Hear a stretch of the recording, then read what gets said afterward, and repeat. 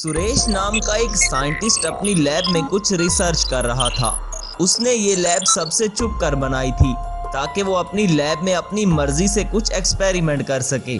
सुरेश हमेशा ये सोचते रहता था कि वो लोगों को डराकर उन पर राज करे।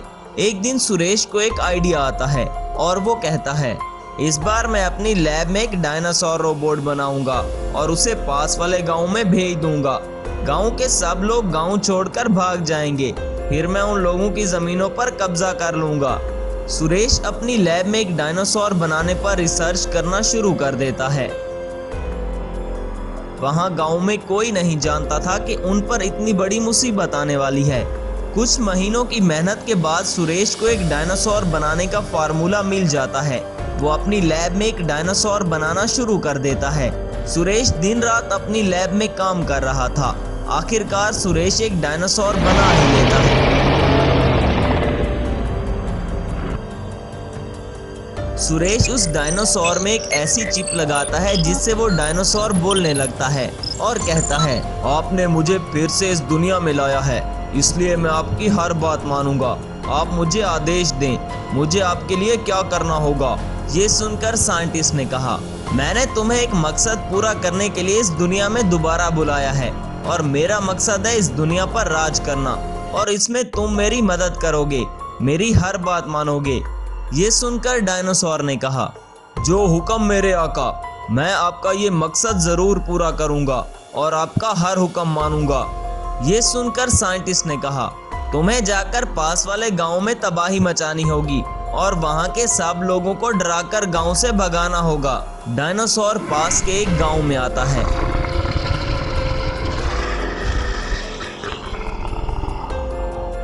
और वहां तबाही मचाने लगता है।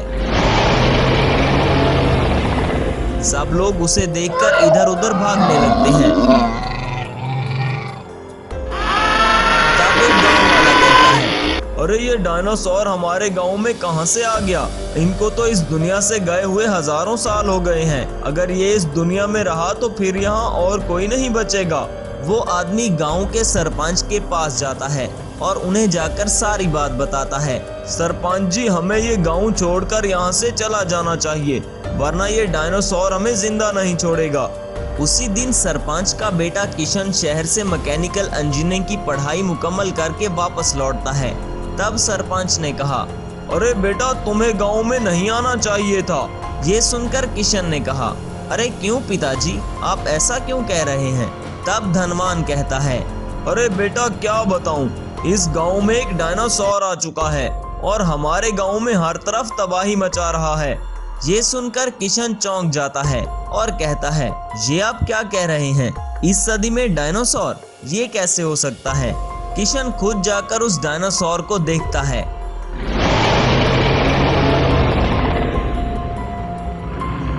और कहता है, अब इस गांव को कोई नहीं बचा सकता, अब मुझे ही कुछ करना होगा।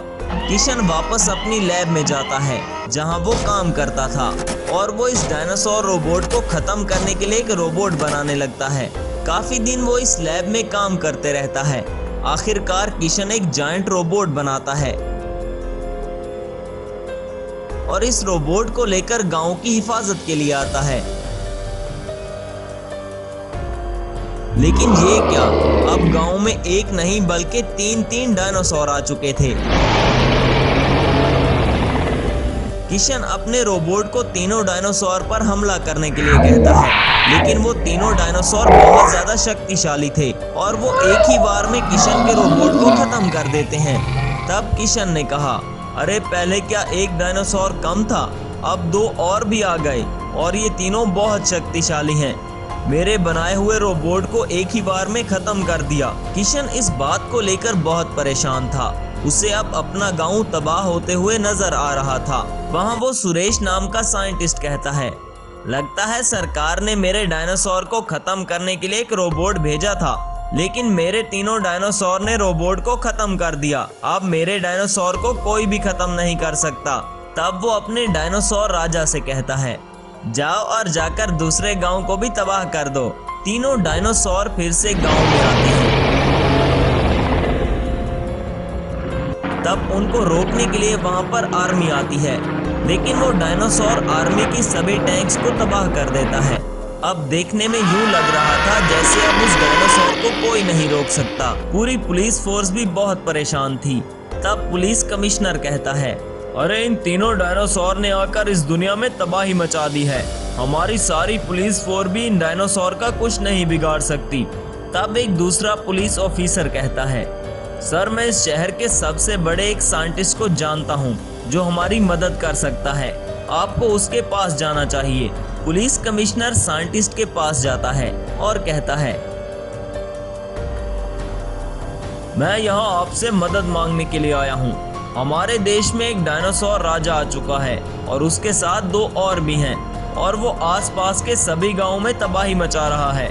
मैंने उस डायनासोर को रोकने के लिए अपनी पूरी पुलिस फोर्स भेजी थी, लेकिन उन डायनासोर ने मेरी पुलिस फोर्स की सारी गाड़ियों को तबाह कर दिया और अब सुना है वो एक और गांव में जाकर तबाही मचा रहा है। अब आप ही हमारी मदद कर सकते हैं। तब वो साइंटिस्ट कहता है, ओह वेरी सिंपल, मैं इस डायनासोर को खत्म करने के लिए एक रोबोट बनाऊंगा। ये सुनकर पुलिस कमिश्नर ने कहा, पहले भी एक साइंटिस्ट ने इस डायनासोर को मारने के लिए रोबोट बनाया था, लेकिन डायनासोर ने उस रोबोट को खत्म कर दिया। ये सुनकर विशाल नाम का वो साइंटिस्ट कहता है, ओह इसका मतलब वो डायनासोर बहुत ज्यादा शक्तिशाली है। मुझे भी एक शक्तिशाली रोबोट बनाना होगा। साइंटिस्ट अपनी लैब में ऑप्टिमस ट्रक लेकर आता है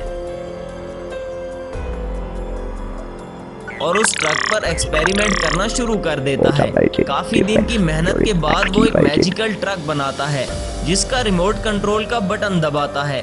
देखते ही देखते वो ट्रक एक मैजिकल ऑप्टिमस ट्रक रोबोट में ट्रांसफॉर्म हो जाता है। साइंटिस्ट ऑप्टिमस ट्रक रोबोट को लेकर गांव में आता है जहां वो तीनों डायनासोर तबाही मचा रहे थे। बेचारे गांव वाले अपनी जान बचाकर इधर उधर भाग रहे थे। ट्रक रोबोट उन तीनों डायनासोर को रोकने के लिए आता है। तब डायनासोर और ट्रक रोबोट में लड़ाई शुरू होती है। ट्रक रोबोट सबसे पहले दोनों छोटे डायनासोर को खत्म कर देता है। अब सिर्फ डायनासोर राजा ही बचा था। इस बार विशाल नाम के साइंटिस्ट ने अपने मैजिकल ऑप्टिमस ट्रक रोबोट में एक बहुत ही पावरफुल चिप लगाई थी। ऑप्टिमस ट्रक रोबोट पर डायनासोर की आग का भी कोई असर नहीं हो रहा था और वो डायनासोर को खत्म कर देता है। पुलिस सुरेश नाम के उस गद्दार साइंटिस्ट का पता लगा लेती है और उसको गिरफ्तार करके अपने साथ ले जाती है। दूर किसी गांव में राजू नामी एक आदमी रहता था। वो एक मैकेनिकल इंजीनियर था। एक दिन वो नौकरी की तलाश में शहर जाता है, लेकिन उसे कहीं भी नौकरी नहीं मिल रही थी। इसलिए वो थक हार कर गाँव में वापस आ जाता है और अपने खेतों में काम करने लगता है। एक दिन वहां से सूर्या नाम का एक आदमी अपनी गाड़ी पर गुजर रहा था। अचानक उसकी गाड़ी खराब हो जाती है। सूर्या बहुत परेशान हो जाता है और कहता है, अरे इस गाड़ी को भी यहीं खराब होना था। यहाँ तो कोई टायर शॉप भी नहीं है। अब मैं कैसे इसको ठीक करूँगा और कैसे घर जाऊँगा।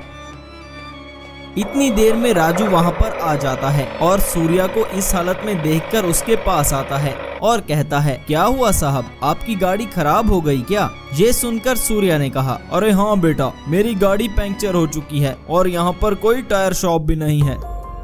राजू कुछ ही देर में गाड़ी को ठीक करके देता है। ये देखकर सूर्या ने कहा, अरे वाह बेटा, तुमने ये कैसे किया? तब राजू ने कहा, साहब मैं एक मैकेनिकल इंजीनियर हूँ, इसलिए ये मेरे बाएं हाथ का काम था। ऐसा सुनकर सूर्या राजू को अपना कार्ड देता है और कहता है, मैं शहर का सबसे बड़ा साइंटिस्ट हूँ। अगर तुम्हें कभी मेरी जरूरत पड़े तो मेरे पास आ जाना। तुमने मेरी बहुत मदद की है, मैं भी तुम्हारी मदद करना चाहूँगा। ऐसा कहकर सूर्या वहाँ से चला जाता है। तब राजू ने कहा, अरे वाह मेरी किस्मत, ये तो एक साइंटिस्ट निकला। अब मैं शहर जाकर उससे नौकरी लूंगा। कुछ दिन बाद राजू साइंटिस्ट के पास जाता है और कहता है, सर मैं राजू हूँ जिसने उस दिन आपकी मदद की थी। तब सूर्या ने कहा, अरे हाँ, मैं तुम्हें कैसे भूल सकता हूँ यंग मैन। बताओ राजू, कैसे आना हुआ? तब राजू ने कहा, सर आपको पता है कि मैं एक मैकेनिकल इंजीनियर हूँ, लेकिन मुझे कहीं भी नौकरी नहीं मिल रही। अगर आप मुझे अपनी लैब में नौकरी दे दें तो आपकी बहुत मेहरबानी होगी। ये सुनकर सूर्या बेटा तुम आज से यहीं इसी लैब में काम करना शुरू कर दो। वैसे भी मेरा इस दुनिया में कोई नहीं है, मैं इस देश के लिए काम कर रहा हूँ। अब तुम आ गए हो तो मेरा काम और भी आसान हो जाएगा। सूर्या और राजू मिलकर इस लैब में एक हाईटेक रोबोट बनाने पर रिसर्च कर रहे थे। सूर्या राजू को बताता है, एक बार हमारा ये रोबोट बन जाए फिर मैं ये रोबोट अपनी आर्मी को दे दूंगा। हर साल हमारे नौजवानों की जान चली जाती है। अगर ये रोबोट हमारी आर्मी के साथ होगा तो दुश्मन हमारा कुछ नहीं बिगाड़ पाएगा। इस रोबोट को बनने में अब बस 2 ही दिन बाकी हैं। ऐसा सुनकर राजू मन ही मन में सोचता है, अरे इतना पावरफुल रोबोट ये बुढ़ा आर्मी के हवाले करने वाला है। अगर ये हाईटेक रोबोट मेरे हाथ लग जाए तो मैं इस दुनिया पर राज कर सकता हूँ। वैसे भी इस सूर्या का दुनिया में और कोई नहीं है। अगर मैं इसे मार दूं तो इसका सब कुछ मेरा ही हो जाएगा और ये रोबोट भी फिर मेरा गुलाम होगा। जैसा मैं कहूँगा ये वैसा ही करेगा। तब राजू को एक खुराफाती आइडिया आता है और वो सूर्या से कहता है, सर मैं अपने कंप्यूटर पर कुछ रिसर्च कर रहा था, तब मुझे एक जंगल में गड्ढा दिखाई दिया। उसमें एक पुराना रोबोट है। सर मुझे तो वो एक एलियन की तरह लग रहा था। हमें उस पर रिसर्च करना चाहिए। हमें उस रोबोट को गड्ढे से किसी तरह निकालना होगा। राजू सूर्या को साथ लेकर जंगल में जाता है। वहाँ सच में एक बहुत बड़ा गड्ढा था। उसे देखकर सूर्या ने कहा, अरे राजू वो रोबोट कहाँ है? मुझे तो वो कहीं भी दिखाई नहीं दे रहा। तब राजू सूर्या से कहता है, चल जा बुढ़े देख कर आ। राजू सूर्या को धक्का देता है जिससे सूर्या उस गड्ढे में जा गिरता है। सूर्या अब उस गड्ढे में बुरी तरह फंस चुका था और वो राजू से कहता है, अरे तुमने ऐसा क्यों किया राजू? मैंने तुम्हें नौकरी दी, तुम्हें अपना बेटा समझा।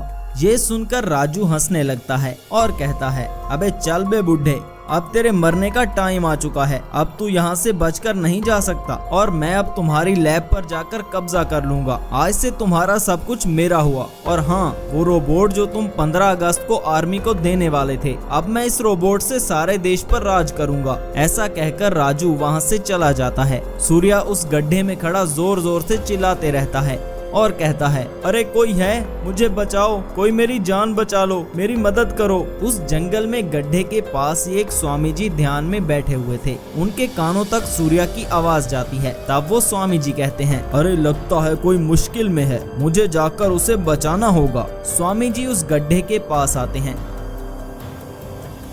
तब वहाँ सूर्या को बाहर निकालते हैं और कहते हैं, बेटा तुम इस गड्ढे में आखिर कैसे गिरे? तब सूर्या स्वामी जी को राजू के बारे में सारी बात बताता है और कहता है, वो आदमी मुझे यहाँ मरने के लिए छोड़ गया है और उसने जाकर मेरी लैब पर कब्जा कर लिया होगा। उसके पास अब एक रोबोट भी है, अब मैं उसका कुछ नहीं कर सकता। ये सुनकर स्वामी जी ने कहा, अरे बेटा तुम फिक्र मत करो, मैं तुम्हारी मदद करूँगा।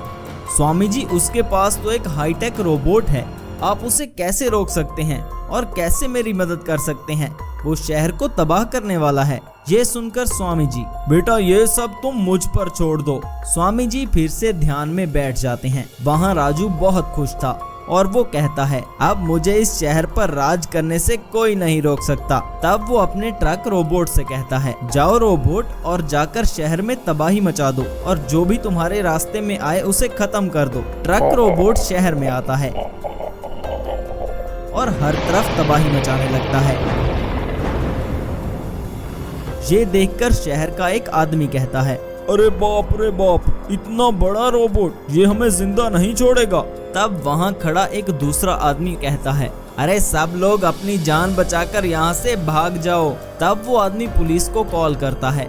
वहाँ पुलिस आती है, लेकिन वो रोबोट पुलिस की गाड़ियों को भी तबाह कर देता है।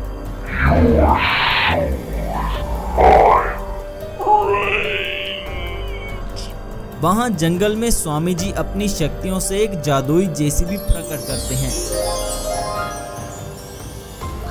जो देखते ही देखते एक रोबोट में बदल जाता है। तब स्वामी जी सूर्या से कहते हैं, जाओ बेटा, तुम इस जेसीबी को अपने साथ ले जाओ, ये तुम्हारी मदद करेगा। सूर्या उस जादुई जेसीबी रोबोट को अपने साथ लेकर शहर आता है। तब सामने वहाँ पर राजू खड़ा था और वो सूर्या को देखकर कहता है, अच्छा तो तुम जिंदा बच गए, लेकिन अब नहीं बचोगे। तब राजू अपने टाइटन मॉन्स्टर से कहता है, सुनो टाइटन मॉन्स्टर, सूर्या को मार डालो। लेकिन टाइटन मॉन्स्टर के सामने सूर्या का जेसीबी रोबोट आ जाता है। तब दोनों रोबोट्स के बीच भयानक लड़ाई होती है। जेसीबी रोबोट टाइटन मॉन्स्टर को खत्म कर देता है। तब सूर्या वहाँ पर पुलिस को बुलाता है और राजू को पुलिस के हवाले कर देता है। इस तरह स्वामी जी के जादुई जेसीबी रोबोट की वजह से सूर्या को अपनी लैब वापस मिल जाती है।